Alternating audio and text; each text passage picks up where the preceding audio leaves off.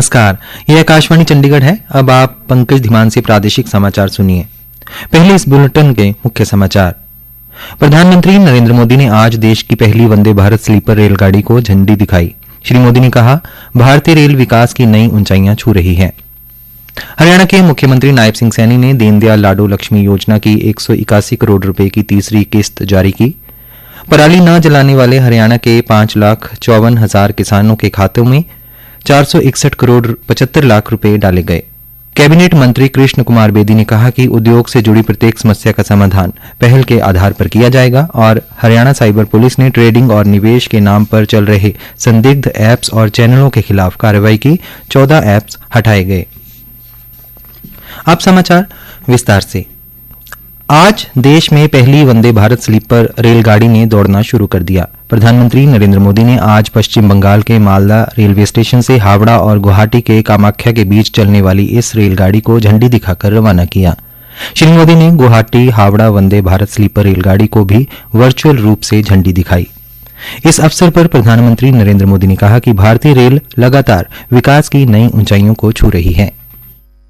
आज भारतीय रेल आधुनिक होने के साथ साथ आत्मनिर्भर भी हो रही है। भारत के रेल इंजन, भारत के रेल के डिब्बे, भारत के मेट्रो कोच, ये सब भारत की टेक्नोलॉजी की पहचान बन रहे हैं। आज हम अमेरिका और यूरोप से ज्यादा लोकोमोटिव्स बना रहे हैं। दुनिया के कई देशों को पैसेंजर ट्रेन और मेट्रो ट्रेन के कोच का एक्सपोर्ट करते हैं और इन सब के कारण हमारी इकोनॉमी को बहुत लाभ मिलता है, हमारे नौजवानों को रोजगार मिलता है। पूरी तरह से वातानुकूलित high speed Vande Bharat sleeper रेलगाड़ी यात्रियों को किफायती किराए पर हवाई यात्रा जैसा अनुभव प्रदान करेगी। यह रेल सेवा देश भर से कामाख्या जाने वाले तीर्थयात्रियों को सुविधाजनक यात्रा मुहैया कराएगी।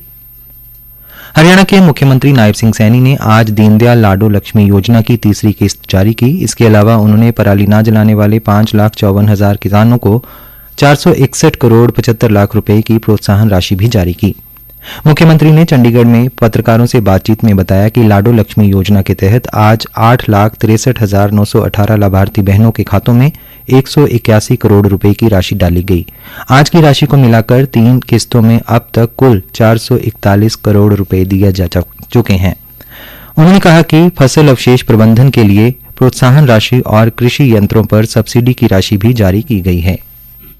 कि आज इस कड़ी में विभिन्न योजनाओं के तहत लाभार्थियों को आज उनके खाते में राशि जारी की गई है। आज किसानों के चाहे फसल अवशेष प्रबंधन हो उसके लिए 461 करोड़ 75 लाख और फसल अवशेष प्रबंधन संबंधी मशीनरी के लिए 121 करोड़ 58 लाख और धान की सीधी बिजाई के लिए हमारे जिस किसान ने सीधी बिजाई की है उसके लिए 75 करोड़ 54 लाख राशि जारी की गई है। मुख्यमंत्री ने धान के नुकसान के लिए भी वित्तीय सहायता देने की घोषणा की है ताकि किसान पराली न जलाएं और उन्हें आर्थिक मदद मिले। उन्होंने पूर्व में किसानों को दिए मुआवजे का जिक्र करते हुए कहा, हमारी सरकारें मोदी जी के नेतृत्व में नॉन स्टॉप काम कर रही है। पिछले दिनों भारी बरसात के कारण हमारे किसानों की फसल का खराबा भी हुआ था। कुछ किसानों के मकान की छत भी डैमेज हुई थी। मैंने अभी पिछले दिनों फसल के मुआवजे के तौर पर लगभग 116 करोड़ रुपए की राशि जारी की थी। अगर किसी परिवार की छत गिरी है या उसके मकान में त्रेड़ आई है या उसका कोई पशु चला गया है उसके लिए भी 4 करोड़ 75 लाख रुपए के करीब में उन तक राशि पहुंचाई थी। प्रादेशिक समाचार आकाशवाणी चंडीगढ़ से प्रसारित किए जा रहे हैं। हमारे बुलेटिनों और ताजा समाचारों के लिए आप हमारी वेबसाइट newsonair.gov.in पर लॉग इन कर सकते हैं। यह समाचार हमारे यूट्यूब चैनल और X handle Akashvani news Chandigarh पर भी उपलब्ध हैं। Panchkula chamber of commerce and industries PCCI ने अपने अध्यक्ष अरुण ग्रोवर के नेतृत्व में आज पंचकूला में वार्षिक आम जनसभा का आयोजन किया। कार्यक्रम में उद्योग, राजनीति एवं समाज की अनेक प्रतिष्ठित हस्तियों ने सहभागिता की। श्री अरुण ग्रोवर ने उद्योग जगत की ओर से कई महत्वपूर्ण सुझाव एवं मांगें सरकार के सामने रखी। कार्यक्रम में मुख्य अतिथि कैबिनेट मंत्री कृष्ण बेदी ने उद्योग जगत को संबोधित करते हुए कहा कि राज्य सरकार उद्योगों के विकास के लिए पूरी तरह प्रतिबद्ध है। उन्होंने आश्वासन दिया कि उद्योग से जुड़ी प्रत्येक वास्तविक समस्या का समाधान प्राथमिकता के आधार पर किया जाएगा और सरकार उद्योगपतियों के साथ कंधे से कंधा मिलाकर आगे बढ़ेगी। उन्होंने कहा कि निवेश, रोजगार सृजन और औद्योगिक विकास के माध्यम से हरियाणा को आर्थिक रूप से और अधिक सशक्त बनाया जाएगा। इस अवसर पर राज्यसभा सांसद रेखा शर्मा ने अपने संबोधन में कहा कि प्रधानमंत्री नरेंद्र मोदी के नेतृत्व में केंद्र सरकार उद्योगों को आगे ले जाने के लिए निरंतर ठोस कदम उठा रही है। उन्होंने कहा कि आत्मनिर्भर भारत की दिशा में उद्योगों की भूमिका अत्यंत महत्वपूर्ण है। पत्रकारों से बातचीत में महाराष्ट्र नगर निगम चुनाव को लेकर कृष्ण बेदी ने कहा, नरेंद्र मोदी जी के सपनों को साकार करने के लिए पूरे देश का लोकल बॉडी चुनाव है, चाहे विधानसभा के चुनाव है, चाहे पार्लियामेंट के चुनाव है, चाहे अन्य जो भी इलेक्शन हो रहे हैं, नरेंद्र मोदी जी पर विश्वास करके लोग आशीर्वाद भी दे रहे हैं, समर्थन भी दे रहे हैं। उल्लेखनीय है कि भारतीय जनता पार्टी ने महाराष्ट्र में नगर निगम चुनावों में 29 नगर निगमों की 2869 सीटों में से 1425 सीटें जीती हैं। हरियाणा साइबर पुलिस ने सोशल मीडिया पर बढ़ती अवैध और आपत्तिजनक गतिविधियों के खिलाफ 12 जनवरी से एक और विशेष संगठित डिजिटल अभियान शुरू किया है। केंद्रीय इलेक्ट्रॉनिकी एवं सूचना प्रौद्योगिकी मंत्रालय के सहयोग से यह अभियान चलाया जा रहा है। हरियाणा के पुलिस महानिदेशक अजय सिंघल ने कहा कि ट्रेडिंग और निवेश के नाम पर चल रहे संदिग्ध ऐप्स और चैनलों की बढ़ती गतिविधियों पर प्रभावी नियंत्रण स्थापित करने के लिए यह अभियान शुरू किया गया है। इस अभियान के तहत अब तक 28 ऐसे ऐप्स और चैनलों की पहचान की जा चुकी है जिनके संचालन पर संदेह था। इनमें से 14 को सफलतापूर्वक डिजिटल प्लेटफॉर्म से हटाया जा चुका है, जबकि शेष 14 पर सोशल मीडिया इंटरमीडियरी द्वारा अंतिम समीक्षा और टेक डाउन की प्रक्रिया जारी है। श्री सिंघल ने कहा कि इससे ऑनलाइन ठगी की संभावनाएं काफी हद तक कम होंगी। उन्होंने कहा कि साइबर हरियाणा टीम लगातार सतर्क है। भविष्य में भी ऐसे फर्जी ऐप्स के खिलाफ और भी तीव्र और प्रभावी कार्रवाई की जाएगी। किसी भी परिस्थिति में ऐसी गतिविधियों को बर्दाश्त नहीं किया जाएगा। पुलिस महानिदेशक ने नागरिकों से अपील की कि वे किसी भी संदिग्ध लिंक पर क्लिक न करें और किसी नए ऐप में निवेश करने से पहले उसकी अच्छे से जांच कर लें। हरियाणा राज्य अभिलेखागार विभाग द्वारा आज पंचकूला के सेक्टर 14 स्थित राजकीय कन्या महाविद्यालय में संरक्षित अभिलेखों की प्रदर्शनी लगाई गई। प्रदर्शनी का शुभारंभ महाविद्यालय की प्रधानाचार्य डॉक्टर खुशिका ने किया। इस प्रदर्शनी में कई दुर्लभ जानकारियां प्रदर्शित की गई हैं।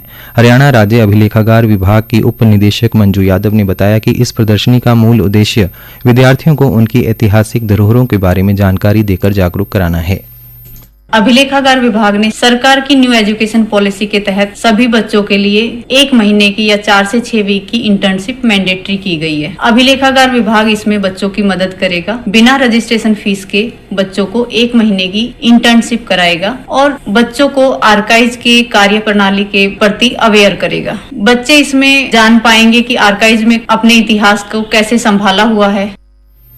प्रदर्शनी देखने के बाद कॉलेज छात्रा हिमांशी ने बताया, मुझे पता चला कि कोई विभाग हरियाणा में ऐसा भी है जिसमें हमें इतिहास से जुड़ी चीजों के बारे में पढ़ने को, सुनने को और समझने को मिलता है। मैंने आज अपने इतिहास से जुड़ी कुछ ऐसी चीजें देखी जिनके बारे में मैंने शायद देखना तो दूर की बात, उन्हें शायद किताबों में भी नहीं पढ़ा होगा। हमारी हिस्ट्री में हमने बहुत सी इतिहास से जुड़ी चीजें पढ़ी है, लेकिन कुछ चीजें ऐसी थी जिनके बारे में मैंने आज अभिलेखागार विभाग की तरफ से पढ़ा है और समझा है। पलवल पुलिस ने कोट निवासी कुख्यात बदमाश रहीश को एक अवैध पिस्तौल के साथ गिरफ्तार किया है। पलवल के उप पुलिस अधीक्षक मनोज कुमार वर्मा ने आज एक पत्रकार वार्ता में यह जानकारी दी। उन्होंने बताया कि सीआईए हथीन प्रभारी दीपक गुलिया की टीम के साथ कोट उटावड़ मार्ग पर हुई मुठभेड़ के बाद उसे गिरफ्तार कर लिया गया। उन्होंने बताया, 5,000 रुपए का इनामी बदमाश था और उसके कब्जा से जो है एक पिस्टल और खोल कारतूस जो है वो बरामद किए गए। उसके खिलाफ नियमानुसार थाना उटावड़ में मुकदमा दर्ज कराया गया और जो है उसको सामान्य हॉस्पिटल है इलाज के लिए दाखिल कराया करे। इसके खिलाफ जो है कुल 13 मुकदमे दर्ज हैं, जिनमें से 10 मुकदमों में ये वांटेड क्रिमिनल था। पहले भी इसने पुलिस पार्टी पर फायर किया था और सारे मुकदमे इसके खिलाफ गोकशी के और अटेम्प्ट टू मर्डर के मुकदमे दर्ज है। मुख्य समाचार एक बार फिर। प्रधानमंत्री नरेंद्र मोदी ने आज देश की पहली वंदे भारत स्लीपर रेलगाड़ी को झंडी दिखाई। श्री मोदी ने कहा कि भारतीय रेल विकास की नई ऊंचाइयां छू रही है। हरियाणा के मुख्यमंत्री नायब सिंह सैनी ने दीनदयाल लाडो लक्ष्मी योजना की 181 करोड़ रुपए की तीसरी किस्त जारी की। पराली न जलाने वाले हरियाणा के 5,54,000 किसानों के खाते में 461 करोड़ 75 लाख रुपए डाले गए और हरियाणा साइबर पुलिस ने ट्रेडिंग और निवेश के नाम पर चल रहे संदिग्ध ऐप और चैनलों के खिलाफ कार्रवाई की। 14 ऐप्स हटाए गए। प्रादेशिक समाचार समाप्त हुए।